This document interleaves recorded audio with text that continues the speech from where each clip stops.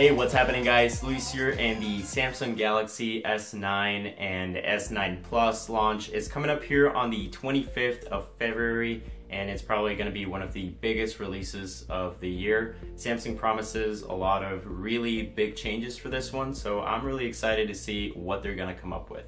And so the very first thing that has been confirmed by Samsung so far is a huge camera revamp.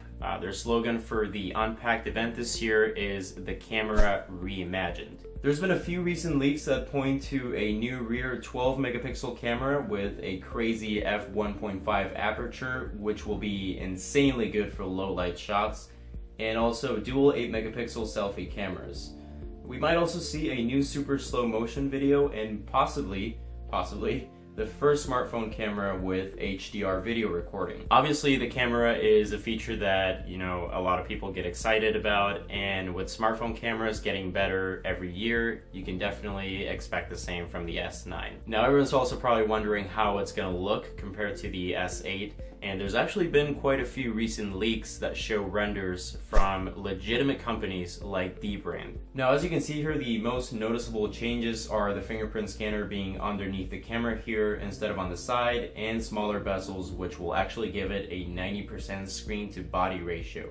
So that basically just means having a bigger screen real estate. There was also another leak on Samsung's very own website showing the rear of the S9 with dual camera lenses and no rear fingerprint scanner, but the first leak is believed to be obviously more accurate. Now, there's a good chance that the display on the Galaxy S9 will still be the same quote-unquote infinity display from the S8 at 5.8 inches and keep the same 18.5 by 9 aspect ratio with a 2K resolution. So here's a quick rundown on the specs for those of you who are interested. It'll supposedly come with the Snapdragon 845 chip, 4 gigs of RAM, a new iris scanner, stereo speakers, and a 3000 milliamp hour battery, which is kind of a disappointment, but hopefully they'll put some tech on it to make it last longer than it did on the S8. Again, the Galaxy S9 and S9 Plus are set to debut on February 25th, and it'll supposedly be available for pre-order on March 1st